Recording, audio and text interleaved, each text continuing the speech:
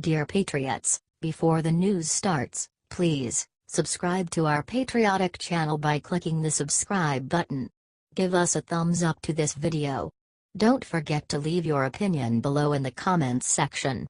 Share the news on Facebook and Twitter so you friends see it. Thank you. Trump friend Ruddy says one or two major changes coming. Newsmax CEO Christopher Ruddy, a close friend and ally of President Donald Trump, said Sunday the president was planning on making one or two major changes to his administration. The president told me he's perplexed by all of these reports, that there's chaos at the White House, more mass staff changes, Ruddy said on ABC's This Week. He told me that he thinks the White House is operating like a smooth machine, in his words. Ruddy added, he did say that he's expecting to make one or two major changes to his government very soon, and that's going to be it. The departures of Veterans Affairs Secretary David Shulkin, Housing and Urban Development Secretary Ben Carson, White House Chief of Staff John Kelly and others have all been rumored. In recent weeks, Trump chose CIA Director Mike Pompeo to replace Secretary of State Rex Tillerson, and he replaced Economic Advisor Gary Cohn with Larry Kudlow and National Security Advisor H.R. McMaster with former Bush administration official John Bolton. Attorney John Dowd also stepped down.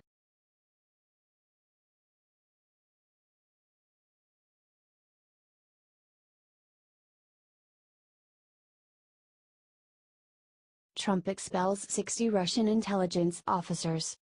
President Donald Trump will expel 60 Russian intelligence officers and order the Russian government to close its consulate in Seattle, the administration announced Monday morning, as a retaliatory measure for the nerve agent attack on a former spy living in the United Kingdom. The move marks one of Trump's most dramatic gestures against Russia, and comes just a week after Trump congratulated Russian President Vladimir Putin on his re-election despite reportedly being urged by aides not to do so. On a conference call with reporters, a senior administration official said all 60 of the expelled officials are in the U.S. posing as diplomats, 48 at the Russian embassy and 12 at the Russian mission to the United Nations. They and their families will have 7 days to leave the U.S. Russian ambassador to the U.S. Anatoly Antonov was called into the State Department Monday morning to be informed of the expulsions. The administration official said Monday that we do not act alone, adding that the steps announced by the Trump administration would be taken in coordination with more than a dozen allies in Europe and beyond. Germany and France announced Monday that they would expel 4 Russian diplomats each, according to the German press agency and Reuters, while the Associated Press reported that Poland and Lithuania will also expel Russian diplomats. All told, European Council President Donald Tusk announced on Twitter that 14 European Union nations would expel Russian diplomats in response to the attempted murder. An official on the call said Trump was involved from the beginning in the decision to expel the Russian intelligence officials and close the Seattle consulate, and that he personally made the call to take the steps announced Monday. That official said Trump has not spoken to Putin since last Tuesday, when the White House said the two did not discuss the attempted murder of former Russian spy Sergei Skripal and his daughter with a banned nerve agent in the UK earlier this month. The Russian government has shown malicious contempt for the sovereignty and security of countries worldwide, an administration official said. It has repeatedly sought to subvert and discredit Western institutions. These efforts are ongoing. Today, we stand in solidarity with America's closest ally, the United Kingdom. To the Russian government, we say when you attack our friends, you will face serious consequences. While British Prime Minister Theresa May moved quickly to denounce Russia as the culprit behind Skripal's attempted murder, White House Press Secretary Sarah Huckabee Sanders was initially hesitant to lay blame for the attack on the Kremlin.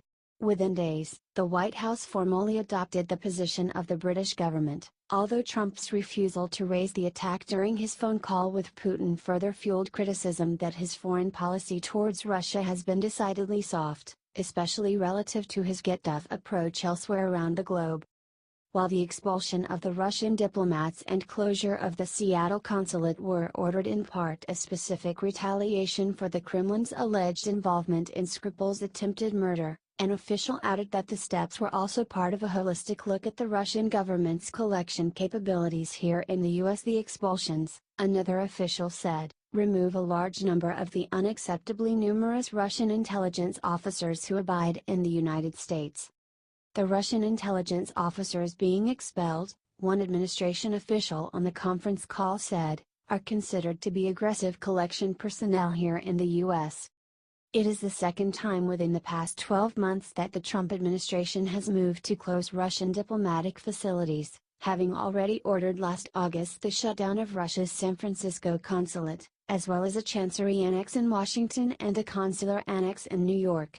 Monday's move leaves the Kremlin with just 2 consulates in the U.S., one in Houston and one in New York, in addition to its Washington embassy.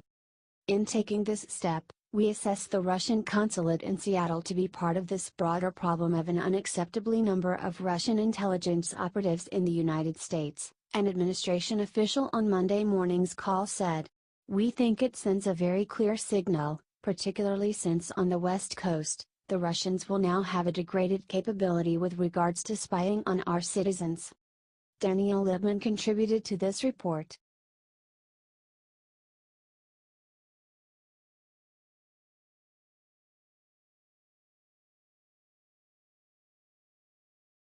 Trump moves to ban most transgender troops. President Donald Trump on Friday issued orders to ban transgender troops who require surgery or significant medical treatment from serving in the military except in select cases, following through on a controversial pledge last year that has been under review by the Pentagon and is being fought out in the courts. The memorandum, which drew swift condemnation from gender rights groups, states that while the Secretary of Defense and other executive branch officials will have some latitude in implementing the policy, persons with a history or diagnosis of gender dysphoria, including individuals who the policies state may require substantial medical treatment, including medications and surgery, are disqualified from military service except under limited circumstances. The memo also said that Secretary of Defense Jim Mattis, in the exercise of his independent judgment, has concluded, the policies should be adopted by the Department of Defense. It added that the Secretary of Homeland Security concurs with these policies with respect to the U.S. Coast Guard, which would also be affected by the policy. The decision comes after a number of top military officials over the past year, including most members of the Joint Chiefs of Staff, have gone out of their way to defend the thousands of transgender troops who are believed to be serving in the military. But in a subsequent statement, the White House press office on Friday explained that the policy was developed through extensive study by senior uniformed and civilian leaders, including combat veterans. The experts' study sets forth a policy to enhance our military's readiness, lethality, and effectiveness, it continued, adding that officials concluded that the accession or retention of individuals with a history or diagnosis of gender dysphoria, those who may require substantial medical treatment, including through medical drugs or surgery, presents considerable risk to military effectiveness and lethality. This new policy, the White House statement added, will enable the military to apply well-established mental and physical health standards, including those regarding the use of medical drugs, equally to all individuals who want to join and fight for the best military force the world has ever seen. LGBT advocates who have sought to head off such a move in the courts swiftly slammed the decision, calling it appalling, reckless and unpatriotic. Donald Trump and Mike Pence are literally wreaking havoc on the lives of our military families, said Ashley Bordway-Mack, president of the American Military Partner Association. This unconscionable attack on our military families cannot stand, we refuse to allow it. Matt Thorne, president of OutServe LDN, said, this policy is a thinly veiled and feeble attempt by the Trump-Pence administration to justify the unnecessary discrimination of qualified patriots in order to advance their own personal agendas and in defiance of the administration's top military leadership. We are calling this what it is, an attempt to legitimize an unwarranted and unnecessary attack that targets individuals who have volunteered their lives in support of this country.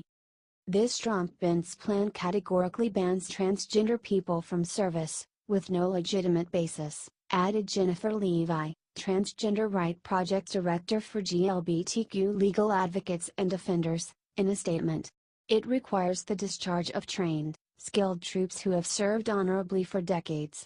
It's a gross mischaracterization of transgender people, and it's bad for our military. The news also prompted concern on Capitol Hill. Representative Jimmy Bonetta, a Democrat from California and member of the House Armed Services Committee, said in a statement that the ban, which implements the same policy that was blocked by several courts, runs counter to the American values that our troops are fighting to protect.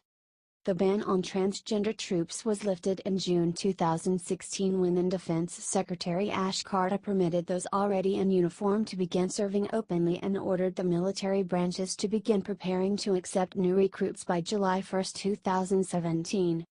A 2016 study conducted by the government-funded RAND Corporation for the Pentagon estimated that nearly 4,000 transgender troops were serving on active duty and in the reserves. Military LGBT advocacy groups put the estimate much higher, at around 15,000. After taking office in early 2017, Mattis in June delayed the deadline for accepting new recruits another 6 months, just before President Donald Trump declared in a surprise tweet in July that transgender individuals would no longer be able to serve in the military in any capacity. The White House followed the tweet with formal guidance in August, directing the Pentagon to develop a plan to bar transgender individuals from serving and in government-funded sex reassignment surgeries for troops, except to protect the health of a service member who had already begun transition. Mattis announced shortly after receiving the memo that transgender troops could continue serving while the Pentagon studied the issue. Since then, at least one transgender service member underwent sex reassignment surgery. Trump's efforts have faced a number of serious setbacks, including multiple lawsuits arguing that banning a group of people from the military on the basis of their gender identity is unconstitutional. 4 federal courts have already issued preliminary injunctions in cases filed by GLBTQ legal advocates and defenders and the National Center for Lesbian Rights in Washington, D.C., the American Civil Liberties Union and Covington and Burling LLP in Maryland, Lambda Legal and OutServe SLDN in Washington, and Equality California in California. Under the court rulings, the Pentagon was required to begin accepting transgender recruits on January 1, and has reportedly accepted at least one transgender recruit so far this year. Friday's announcement does not change current regulations because the Pentagon is abiding by the court rulings. The Department of Defense will continue to comply with the federal court ruling and continue to assess and retain transgender service members, said Major Dave Eastbourne, a Pentagon spokesman. As those cases proceed, many expect the issue to end up before the U.S. Supreme Court.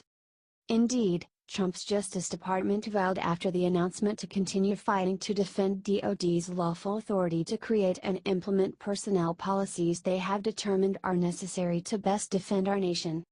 We are asking the courts to lift all related preliminary injunctions in order to ensure the safety and security of the American people and the best fighting force in the world, the statement added. The pushback, however, is now likely to just pick up even more steam. We ought to provide the opportunity to everyone to be able to serve this country in uniform, Leon Panetta, who served as Secretary of Defense before Carter, told Politico on Friday. They are there, serving their country and serving it well. It doesn't make a hell of a lot of sense to throw people out of the service who are doing a good job. He disputed the argument that accommodating transgender men and women in uniform is too much of a burden. We went through that with Don't Ask, Don't Tell, he said of the decision in 2011 to allow gays to serve openly. We worked through it with issues of race. We worked through it with women. We have always found a way. And in the end, people have been able to serve their country, and that is what counts.